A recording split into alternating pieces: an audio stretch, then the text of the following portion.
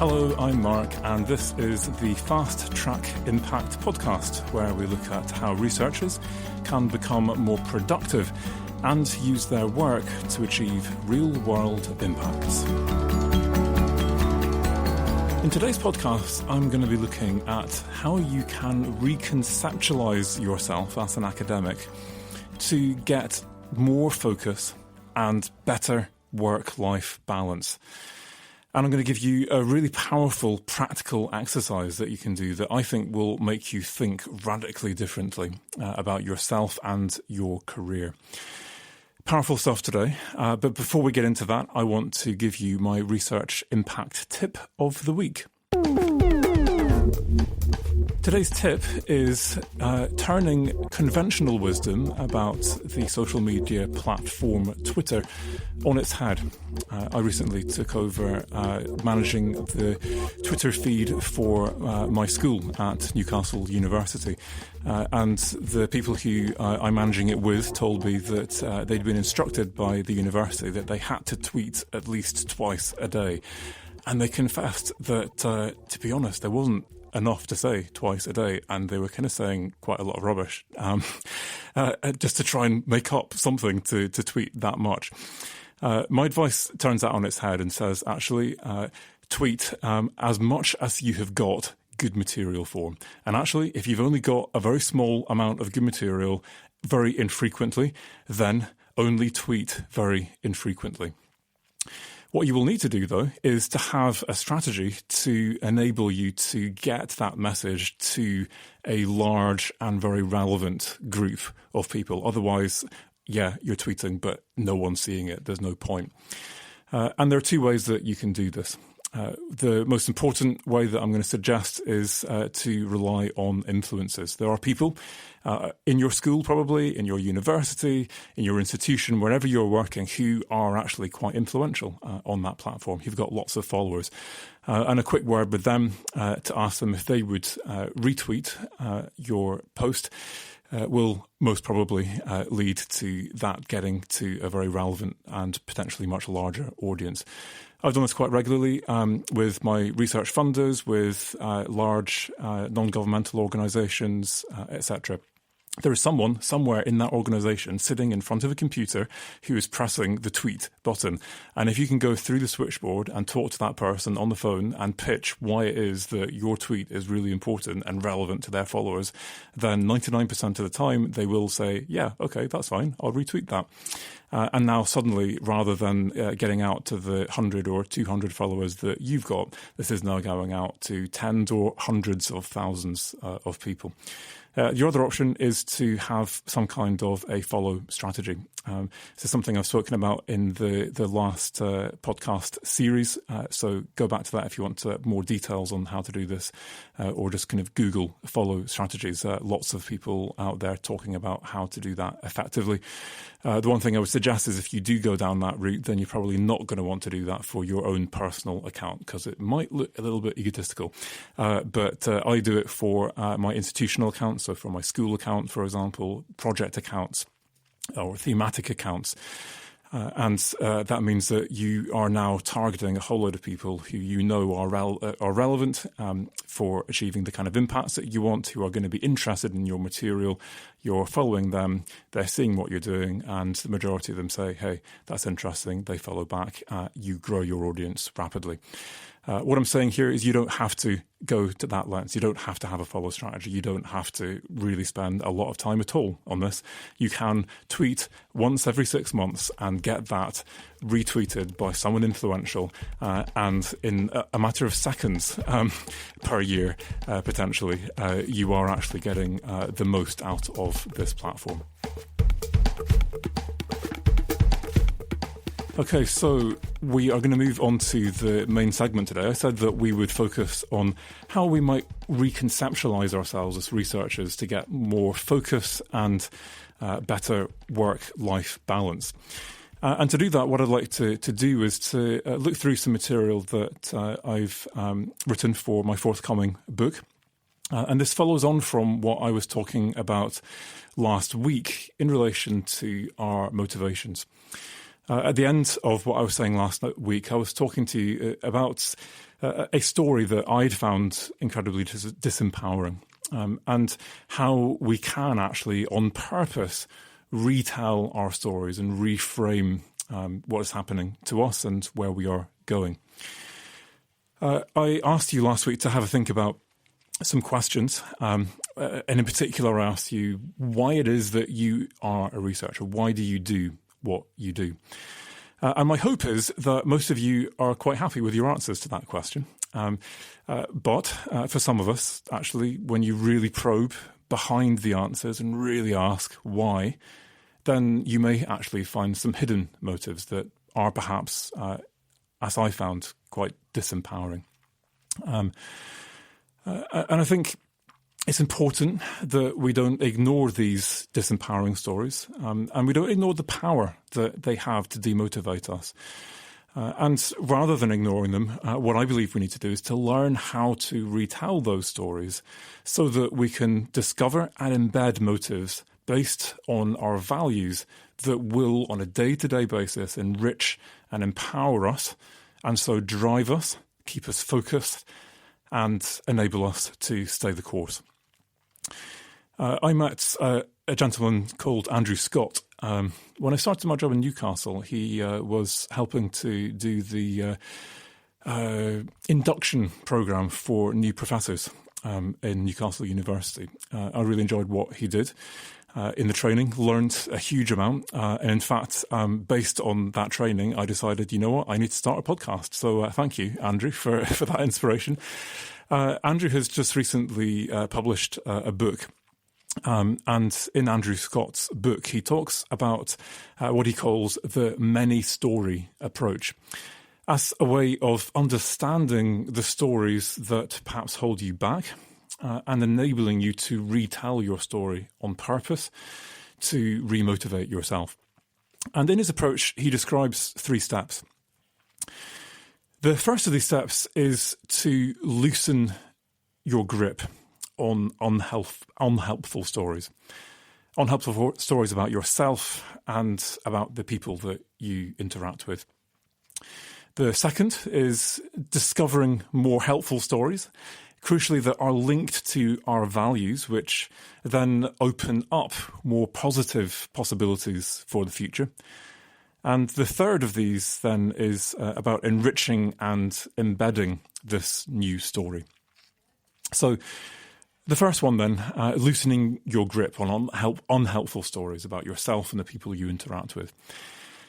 I think the problem with unhelpful stories is that we usually have constructed them for a good reason. And usually the story will have been confirmed through experience. We'll have evidence to support it. And so over time, as we accept these disempowering stories, they become internalized as part of who we are, as part of our identity.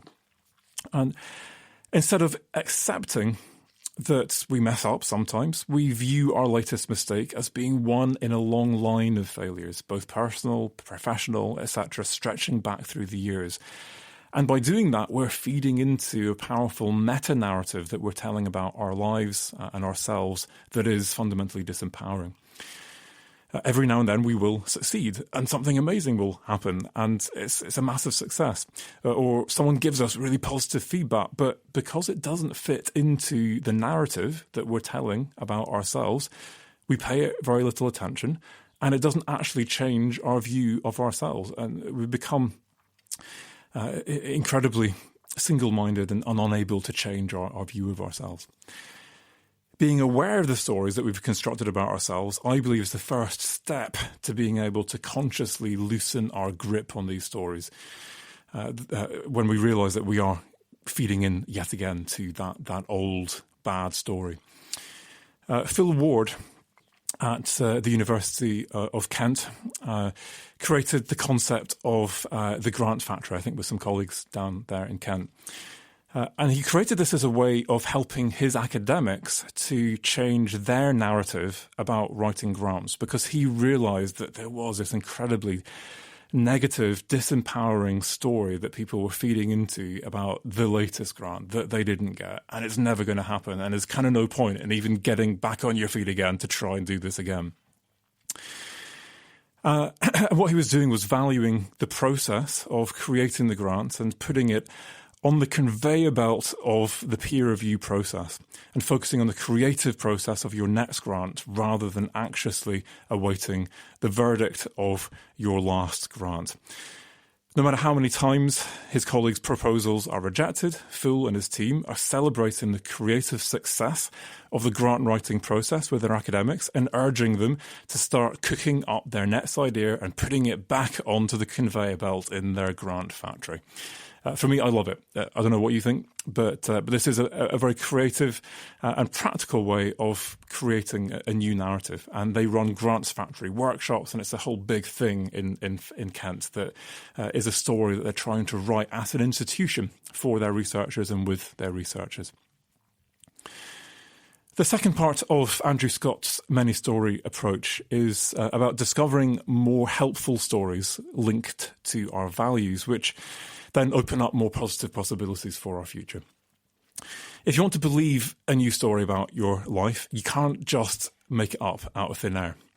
To be powerfully believable, these stories need to be based on evidence, because the old story was based on evidence. Yeah, I mess up. Yeah, I'm not good at this, etc., etc.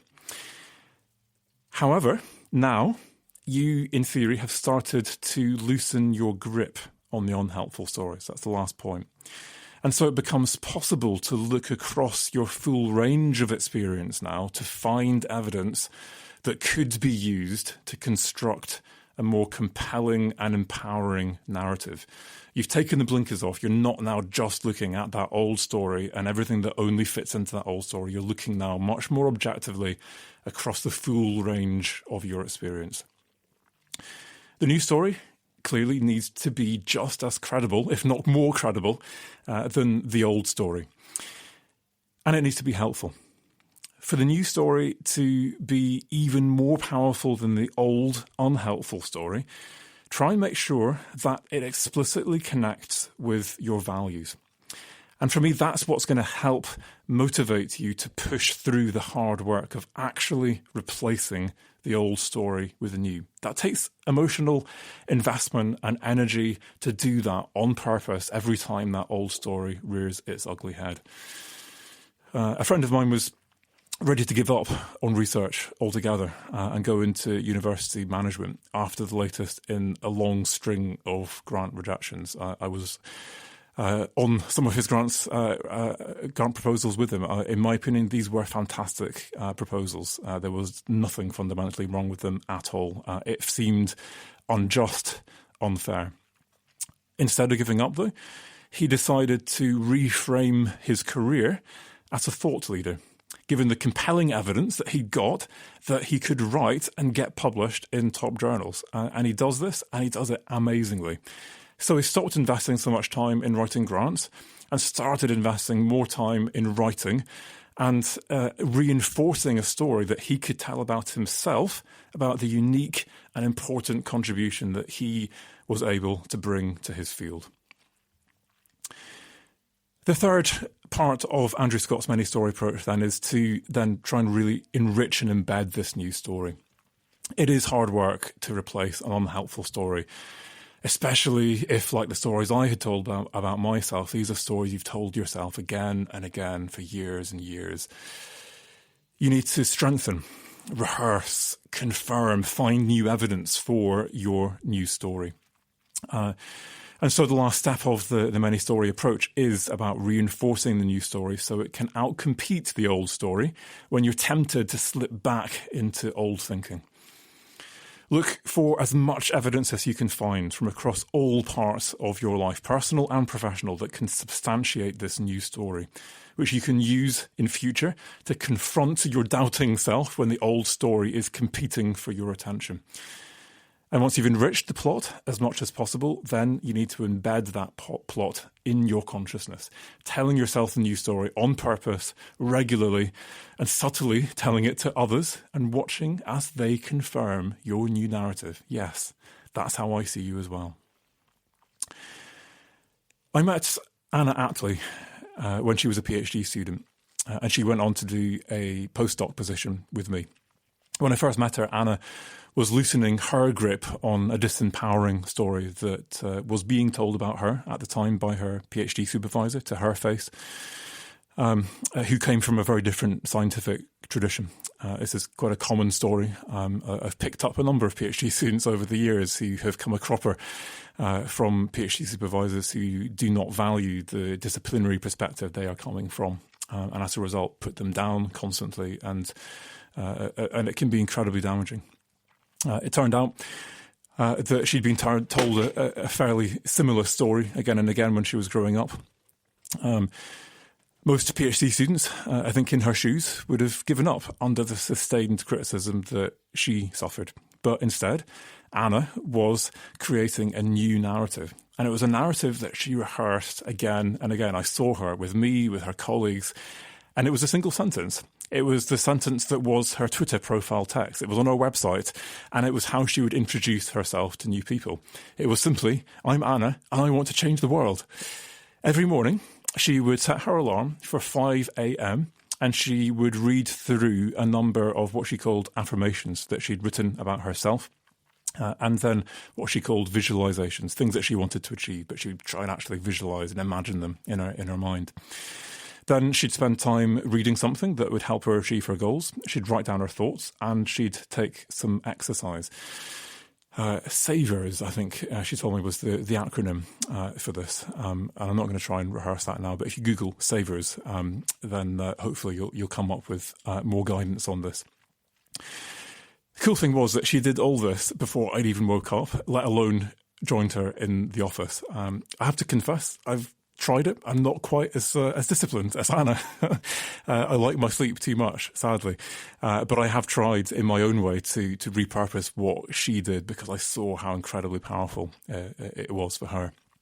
She decided that her vision was bigger than what she could achieve as an academic, and so she set up a charity with a business alongside it to fund its work during her postdoc position with me. And she now runs, I think, 3, it's kind of hard to keep track, to be honest, but a whole load of highly successful businesses. And through her charity, she is setting up a global network of urban nature reserves where poor inner city communities can grow food. Anna enriched and embedded her new story so successfully that in a period of 5 years, she went from wanting to change the world to actually changing it. So, one of the reasons that I'm telling you this is that I think that we can consciously retell our stories in ways that can be incredibly empowering for our motivation. And I think that the most empowering motives are those that are linked to our values, and the most empowering narratives and stories we can tell are the ones which are linked to our values. Your values are part of who you are, your identity. And so as we live out our new story, we reaffirm who we are and who we want to be. In this way, we become able to connect with some of the deepest and most empowering motives that are available to anyone. So I'm going to conclude by trying to make this more concrete. And I want to share a practical technique that I use to help people to discover more empowering motives. I've tried this with my students. I tried it with various people that I mentor, and people find this incredibly useful. So try it out. Hopefully you find it useful. And if you do, then try it with someone else and see if you can help them. What you need to do is to draw a circle on a piece of paper and make a pie chart of all the things that make up who you are. So you can try and do this in your head. I think it works much more effectively if you actually draw it out. You might want to consider things like your gender, your age, your race, your sexuality, if these are important things that you see as part of yourself. You might want to include roles, like the fact that I'm a parent, a sister, or a son. Perhaps part of who you are is a researcher, a mentor, or a teacher. Do you have a creative or spiritual side? List all the most important things And now make the size of each slice in your pie chart proportional to the importance of that part of your identity. So you've got a circle, you've got a little dot in the middle, you've got now a pie chart, and each of these segments is a part of who you are, a part of your identity. The size of each segment is proportional to the importance of that part of your identity, not, crucially, the amount of time you spend on it. So there could be things that are actually a big part of who you are, that you no longer have time to spend on, but that are still actually a big part of your identity. So, for example, you may still see yourself fundamentally as a musician, despite the fact that you haven't picked up your instrument since you had children. Based on this exercise, then, there are a couple of things that I think you can do to create empowering motives.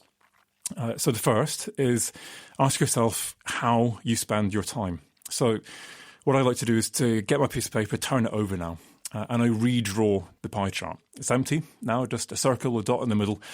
And now I am making each size, the size of each segment, proportional this time to the amount of time I spend being that part of myself. Some people discover that important parts of their identity disappear altogether from the second pie chart because actually they never ever have time to spend on that part of who they are. Some people need to actually add new segments to their pie chart that they would rather not have to be honest, to reflect the time spent in roles or other parts of themselves that they don't really want to be. The second thing then is now to look at both sides of the paper. Turn it over, look at your first pie chart, your second pie chart, and now list all of the values that underpin the different segments of your identity. I like to just write these around the outside of the pie chart. It doesn't matter which one you're writing it around. Some of the segments themselves may actually be values, so great, that's a great start. There may be some segments that are not underpinned by values, that's fine. But be systematic and ask yourself, if there is a value, what is the value that underpins each of those segments, each of those parts of your identity in turn, working through your pie chart. If you're struggling to get to the level of values, then I find it useful to try and think of the qualities or character traits that underpin each segment. Something that's an easier question. Otherwise, you might want to try and think of beliefs or principles that might underpin it. So, for example, when you think about your role as a researcher, you may realise how important values like honesty and integrity are to you. Or as you think about your identity as a parent, how much you value patience and gentleness. So my question to you then is, how similar or different are the first and second parts of your pie charts? So your first and second versions of the pie chart. If they're quite similar, then this suggests that you are prioritising your time in ways that are consistent with and feeding into your sense of who you are and who you want to be. And you probably feel pretty satisfied with your work-life balance and what you do day to day. If, on the other hand, the two pie charts are radically different from each other, you probably have a sense of frustration on a fairly regular basis and an uneasy sense of losing touch with yourself. Or maybe even a fear that you may be turning into somebody you don't want to be. If the parts of your identity that are much smaller or non-existent are the parts that are actually linked to really important values, then it's likely that you will feel a fairly deep sense of dissonance. This dissonance is likely to actively demotivate you on a fairly regular basis. This is going to be the cause, I suspect, of your procrastination, if you feel like you're procrastinating on some really important task. And it's likely to make you question why you are doing the things that you are doing and make it harder and harder to motivate yourself. Fortunately for me, this exercise provides a clear solution to the problem. You need to spend more time doing the things that are aligned with your identity and values if you want to reconnect with yourself and reaffirm or reshape your identity and your values. If you don't, then I think you run the danger of becoming what you spend your time on. It's not going to happen overnight, but over the course of an entire career spent prioritising the wrong things, you may retire to discover that you have become a different person, a person that you may or may not like. We become the people we are day by day, one decision at a time. It has taken a lifetime of decisions to become who you are today, and it therefore stands to reason that reconnecting with your most powerful value-based motives will take time. And I believe that only through sustained, consistent decisions to do the things that are most important to you and to say no to the things that distract you from that ultimate purpose can you rediscover or become the person you want to be. Your challenge is to make consistent decisions in a highly inconsistent world. On a clear day, you can see the path ahead clearly, but in the midst of a storm, it's easy to get disorientated. And sadly, it is often the decisions that we make in the storm that we live to regret most. I'm going to come on in a future podcast to how you can try and set up guardrails, simple shortcuts in your head that can enable you to connect with your values and your principles and what is most important to you in the midst of the craziest storm and the shortest snap decision that you might have to make that could be a career-defining moment for you. But at this point, I'm going to finish talking about this and think about what you can do as a practical action from what we've discussed today.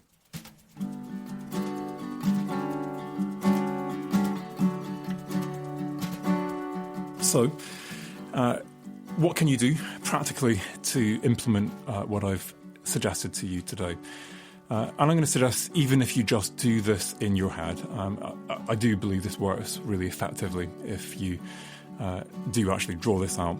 Draw that pie chart in your head and just ask yourself that question. Am I spending my time on a day-to-day basis, when that aggregates up to weeks and months and the last year and the last couple of years, am I spending time doing the things that are actually most important to who I am? And think now in career terms about which aspects of your identity connect to your career. What are the things that would describe you as a researcher, as a lecturer, the various different roles and things that you do and contributions that you make to your students, to the world of research at an international level. How do they connect with who you are? How do they connect with your values?